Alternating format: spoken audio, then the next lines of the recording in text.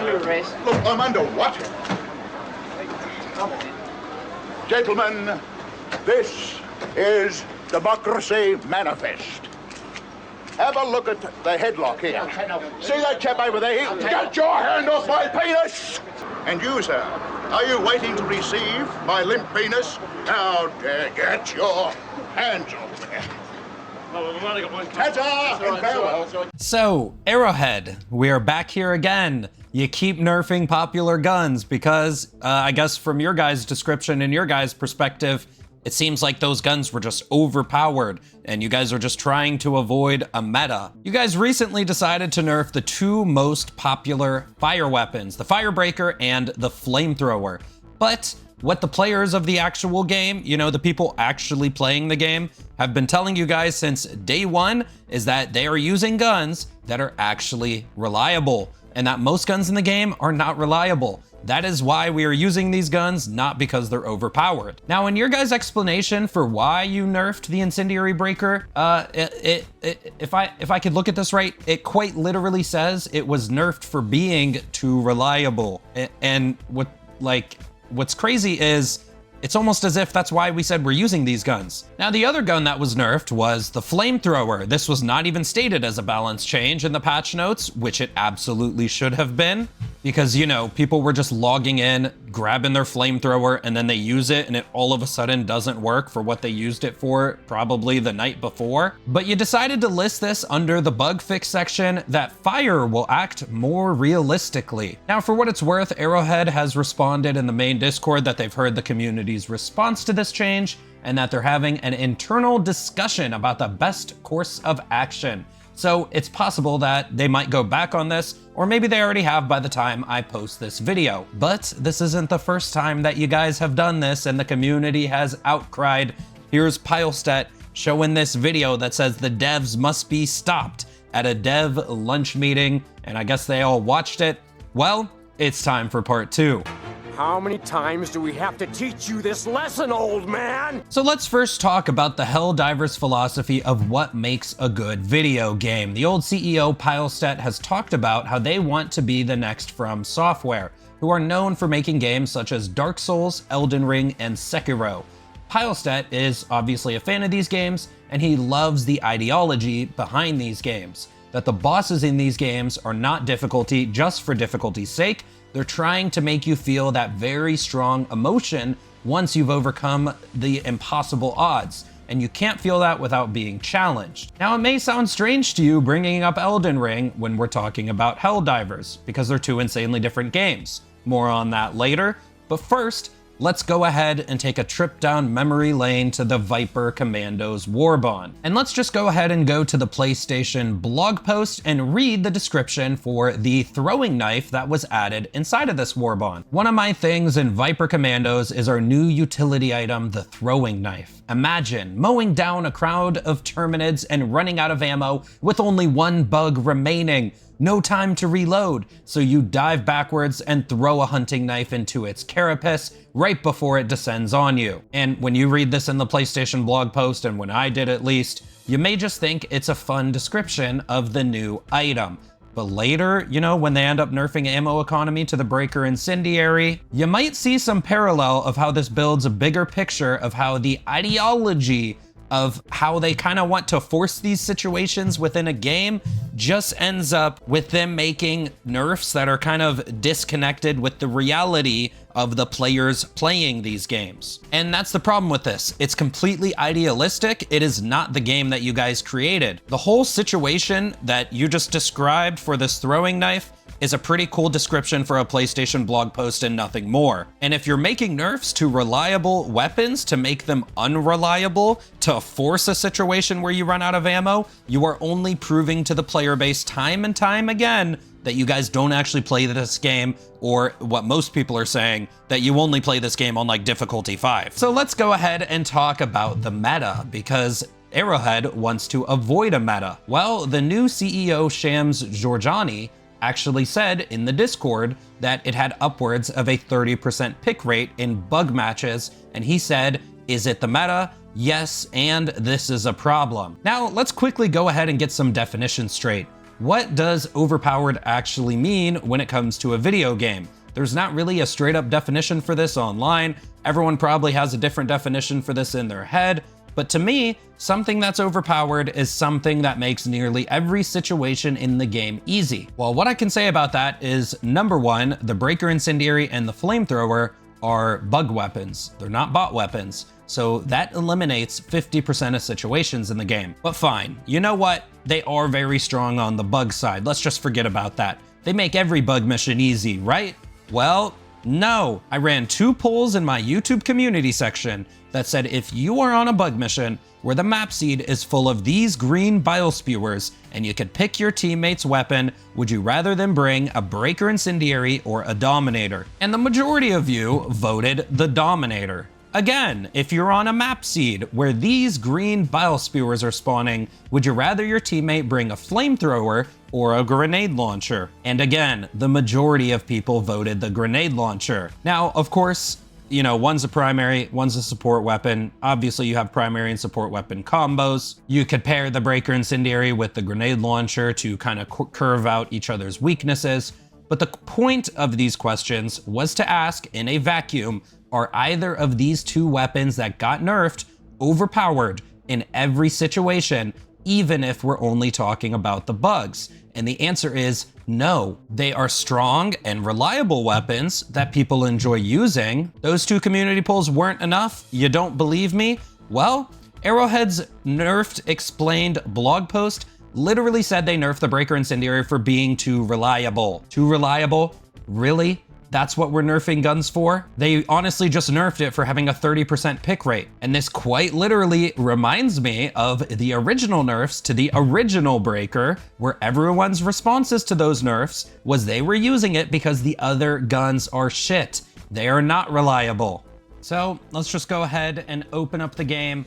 Show you guys, honestly, in my opinion, proof that the balance team is disconnected with what is actually inside the game. The ideals of what the game should be versus the game that we are all playing. I could go ahead and cover all of these weapons, you know, but we're not gonna do that. Let's just take a look at the breaker, incendiary. It deals 240 damage, 25 ammo in the magazine, really fast fire rate. It's like an automatic shotgun, right? It also puts a status effect on the enemies, which deals a pretty good amount of damage. You know, you don't have to kill an enemy with the shot. You just need to put that fire effect on them and all the little enemies will die. And that's what this gun is for. And now let's just, just look at one gun exactly to the left of this. The breaker, spray and pray, does 192 damage. Oh, that's 50 less damage. That is 25% less damage. Oh, it has 1 more ammo in the mag. And this also doesn't put a fire status effect on enemies. So you're telling me I could pick between 2 of nearly the identical shotguns. I could pick the one with less damage up front, less damage over time, but I get 1 more ammo in the magazine. Or I could sacrifice 1 ammo in the magazine, pick the gun with 25% more damage, pick the gun with the fire status damage effect over time. I just feel like it's fairly obvious when you just literally open up the weapon menu and just look at the 2 guns right next to each other. If I'm a brand new player to this game and I'm just looking at these 2 guns, I am going to pick this one every single time. And this is the problem. It's that you are disconnected to the reality of the game that we are all playing every single day. A lot of players in the community say that the devs don't play this game or that they only play it on lower difficulty because you can quite literally just open up the stats of 2 weapons that are right next to each other and just see that it makes no sense. It is no questions asked why I'm going to pick one gun over the other. You know, you have this ideal of that you want us to run out of ammo in a high tense situation and throw our throwing knife at the enemy. So you decide to nerf the ammo economy of the best gun. So let me just go ahead and tell you a nerf and a buff, you know, some compensation for the nerf that I would do to these 2 guns. I would take this damage and I would put it over here. We should take Bikini Bottom and push it somewhere else. And I would do that because it makes sense. I can either pick a gun with more damage up front that I can actually kill the enemies with in the first shot, or I pick the gun with a little bit less damage up front, but you end up getting more damage if you light them on fire and let that fire tick. And now let's say I did pick the breaker incendiary now that it has less damage up front. Let's say I get in a high tense situation, bugs all around me all over the place, and I end up spraying my firebreaker a little bit too hard, a little bit too fast, and I don't let that fire damage over time do its job. Now I run out of bullets, high tense situation, no time to reload, and now I can use my utility to finish off that last bug. So with the flamethrower, Arrowhead also changed fire to behave more realistically and reflect off of armor and static objects. Where your walk? And you guys just really should not have brought up realism, in my opinion. Fire does not reflect, especially flamethrowers that shoot out sticky napalm. A quick couple of Google searches will tell you that Molotov cocktails were the preferred option for taking out tanks. You know, those heavily armored vehicles? And anything that a Molotov cocktail can do, you can apply the same thing to a flamethrower. Everybody who's been here since launch knows that the flamethrower buff happened because people wanted a powerful flamethrower in the game.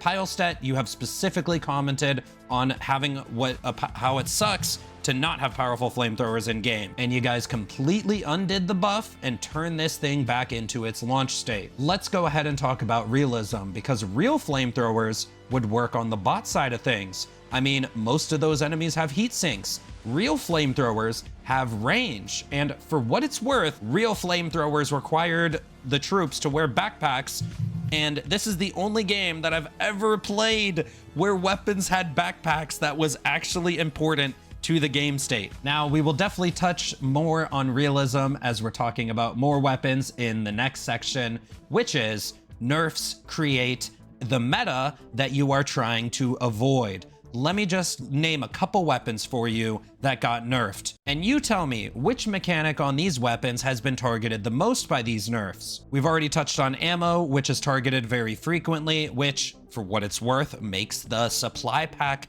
the meta. Go ahead and tell me the pick rates on the supply pack. But there's another mechanic I really want to talk about. So they've nerfed the railgun, they've nerfed the pummeler, they've nerfed the slugger, they've nerfed the arc thrower, and what do all these weapons have in common? That is Stagger. Everybody complains about the ragdolls in these games, how when, you know, the bots shoot you with their rockets, you're getting ragdolled for so much time, but all of these weapons had Stagger, which is a mechanic that when you shoot the enemy first, you stagger them, you do to them what they do to you, but you get the shot off first, so it rewards you. The railgun used to freaking ram charger legs into the floor and heavily slow down their charge, making them easier to kill from the front. It was very unique in that aspect. Now, would it surprise you if I told you all the buffs they've done to the railgun since then? That the railgun is very close damage-wise to what it was on launch, at least against the bugs, but most people don't pick the railgun and they consider it bad because it doesn't feel like the enemies are getting hit by a freaking tungsten round. Imagine a lump of iron the size of a tennis ball. Weigh it in your hand, now let it drop on your foot. How does that feel? Now imagine an identical object 3 times as dense. How does that feel if you dropped it? Would you ever walk again? That is what we want to be shooting at our enemies out of our railgun. This stagger would allow us to take on these enemies and feel great doing it. And while you guys love to parade realism in your game as if it's like a milsim game, it is selective realism as soon as you want to nerf players. You guys drop the realism shtick every single time you bring upon one of these nerfs. So what I say is just drop it completely. It's a video game. Focus on doing realism in the designs of these weapons so that those videos about how realistic Helldivers 2 guns are can have that fun. But when it comes to the mechanics and the buffs and the nerfs, just drop it. Let's talk about the Slugger. In the last patch, they finally gave the gun its stagger back. They took away the Slugger stagger months ago, but for one buff, Arrowhead took 2 nerfs. They nerfed its handling and they nerfed its spread. it is not accurate at about 50 meters now. And let me just ask you, you don't have to know anything about guns to answer this question. If I were to compare a slug shotgun to a shotgun that shoots pellets, which one would you say is more accurate? The slug shotgun. Am I right, fellow children? And if you don't know the answer to that question because you really don't know anything about guns, then just do a 1-minute Google search to find out that slug shotguns are more similar to rifles than they are shotguns, and that some brands of slug shotguns are even accurate to about 200 yards. And here's the thing about this gun finally getting its stagger back that they had to also take 2 nerfs from it, is that this gun was never a high tier weapon. It was always B tier. Let me explain why. Primary weapons in this game do not have any armor penetration. They are either light penetrating or medium penetrating. They do not penetrate any of the large enemies, and they definitely don't penetrate any of the really large enemies. So what this means by that stat alone is that primary weapons are for small enemies. This game is a horde shooter. The shotgun that shoots slugs is a single target weapon. It cannot be a high tier weapon in a game that spawns massive amounts of small enemies. We could bring up that one of the devs said it was the best sniper in the game and that it was top 3 weapons even on the patch after it got nerfed. And guess what? They weren't wrong about one thing. It was the best sniper in the game, but that's mainly because these 2 other marksman rifles have received numerous buffs since launch, and they still don't have high pick rates even after the Slugger was nerfed. And this proves that my exact point that single target weapons cannot be high tier in a horde shooter. Maybe if the normal diligence had at least 175 damage and it could one tap the hunter, you know, the hunter, one of the most annoying enemies that I probably kill hundreds of these guys per game, people might use the diligence. But this single target weapon takes multiple shots to take out one of the smallest enemies. All right, so the arc thrower, another gun on launch that, again, a dev said was slapping Bile Titans from across the map. But this was due to a crossplay bug causing Bile Titans to take more damage when you were in crossplay lobbies. Just like how the railgun was one-shotting Bile Titans, and that one caught a heavy nerf as well. And a quick shout out to my boy, the Eruptor, give it its shrapnel back, because this was stated to be one-shotting chargers, even though that was due to the charger leg glitch. And this one doesn't have a specific bug fix because they fixed the charger leg glitch when they fixed fire shooting through charger legs. So guess what? The Eruptor can't one-shot chargers anymore. All right, just quick shout out because we don't have time for a full Eruptor segment. Anyways, the arc thrower's DPS was nerfed in half. They cut its fire rate in half, making it shoot once per second instead of twice per second. They also cut its range in half. And this was obviously a fat nerf that so many people were unhappy with. But, you know, when they nerfed the arc thrower, Arrowhead actually finally gave us some compensation. They gave the arc thrower heavy stagger. It could now stagger larger enemies such as Hulks, and it could somewhat stag chargers. Now, the arc thrower has pretty pitiful damage, especially after getting its fire rate cut in half. It takes 6 shots to kill a Hulk, which will take 6 seconds. While any of these guns right here can either 2-shot a Hulk or 1-shot a Hulk, it can take it out in literal seconds. But here's the thing, the arc thrower stagger locked a Hulk. It put it in a loop where he could not move and he couldn't do any of his attacks on you. So some people were fine with this. They enjoyed the stagger. But the very next patch, they raised the stagger level on Hulks and made this compensation buff completely irrelevant. Now, they probably did this due to their ideology on ammo. The arc thrower has infinite ammo. It's not allowed to be that good, I guess. But here's the thing, if you actually play the game, if you actually use the arc thrower in bot missions or bug missions, the low damage and the no stagger and the windup of the gun itself, you know, you could get shot by enemies while you're winding this gun up, completely canceling your windup. It will not justify that this has infinite ammo to anyone to bring this gun. In fact, there's one type of player who brings this gun, and when I ask them why they use it, they don't even try to say that it's good. They say they use it because they like suffering. All right, so the Pummeler. The Pummeler was a gun that came out in the Polar Patriots War Bond. It was an SMG, which did not have stagger. It actually stunned enemies for a few seconds after hitting them with 1 bullet. And that's amazing. But again, it's a primary weapon. It has modest damage, less fire rate than the SMG that doesn't stun. It does have good magazine size, but it's light penetrating. It doesn't even have medium penetrating. Well, Arrowhead decided that stunning enemies in one bullet is not realistic, and they nerfed this gun. And now when I use the pummeler, I can shoot an entire heavy Devastator's arm off, which is, for what it's worth, a chaff enemy against the bots. 1 million of these guys spawn. I can shoot his entire gun arm off, and he does not stun. What is the point of the niche on this weapon if I could just kill him with a better DPS weapon? All right, so now that I've laid out to you the many ways they've taken our Stagger away, I've been leading you guys to this grand point. Let's go ahead and talk about how this reinforces a meta. What is the meta grenade? It's this bad boy right here, the stun grenade.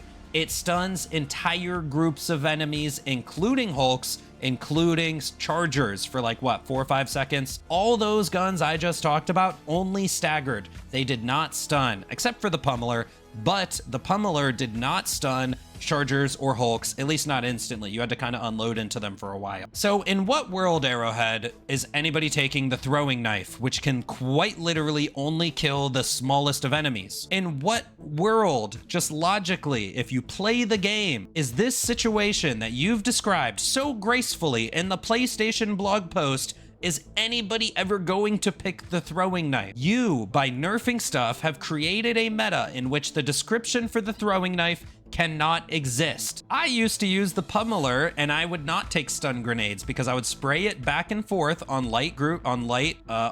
groups of enemies, and I would throw impacts of the grenades at them to make up for the DPS loss that other guns bring me. And you guys also just use selective realism to justify these nerfs, while this game and the weapons within this game do not act realistically in so many ways to begin with. Some of them, I'm not saying all guns aren't realistic. And just real quickly, because we're talking about grenades, please buff the thermite. It is another trash grenade that no one's picking over stuns or impacts because it does basically no damage. So now we are on to the part of this video where it is time to go scorched earth. I am challenging you, Arrowhead Studios. I am offering you a challenge. Let's talk about a gun that one of the lead balance devs have praised as the pinnacle of balance, having both upsides and downsides. This gun that I'm talking about also happens to be Pilestet's favorite weapon in the game. The shoulder-mounted autocannon is my absolute favorite. It is. Now, I warn you guys, before you call my bluff, not only is this Pilestet's favorite weapon, but this is a beloved weapon to a lot of players in this game. If you guys call my bluff and nerf this weapon, you will accelerate the downfall of this game right before Space Marines 2 is coming out. So let's go ahead and talk about the upsides and the downsides of the autocannon. Upsides: it kills Hulks with 2 quick shots to the face, and since you've nerfed all the weapons that kill chargers from the front, it is one of the most reliable weapons for killing them from behind in just 3 shots. It destroys bot fabricators, it closes terminid bug holes, it kills shrieker nests, it destroys mortars, it destroys bot turrets. It might not be good for killing bile titans, that's the literal one enemy in the game that you can't kill with the autocannon, but guess what? It staggers them so that their spit doesn't spit directly at you and you can dodge it easily, and it staggers them and keeps them in place so that that orbital precision strike hits every single time. It can kill the new impaler enemy, and it staggers them so that the tentacles don't hit you. And guess what? Remember that green bile spewers where I mentioned that you don't want the breaker, incendiary, or the flamethrower? The autocannon is your best friend on those enemy seeds. It is even solid for mobbing. It has a ridiculously fast reload speed. It has tons of ammo because it requires a backpack. Oh yeah, the only downside of the weapon is backpack. I repeat, backpack. That is the only downside. So you don't get to pick one of the backpacks in your 4 stratagem slots. But guess what? Is this really a downside when you simply get to take an extra airstrike with you, which will kill dozens of enemies? Or you could just take a 500 kg with you, which will kill that bile titan for you. And let's talk about pick rate, because I ran a poll. Most players know that this is the best weapon against automatons. If you play this game, I don't have to tell you this at all. You already know this. But I just wanted to run a poll to see what those pick rates were. It's definitely over 30% when it comes to the bot side of things. But here's the thing. Since you've nerfed all the weapons that deal with chargers from the front, You've introduced behemoth chargers, which don't die to anti-tanks from the front anymore. Impalers do not die to one anti-tank. You guys created a meta on the bug side of things where the autocannon is now the most reliable, on top of being the most reliable for bots. So I challenge you, Arrowhead, stick to your ideological balance changes. According to your standards, the autocannon should be next on the chopping block, or wake up to reality. You are making balance changes for a game that exists in your mind, not the game that everybody is playing. Wake up to reality.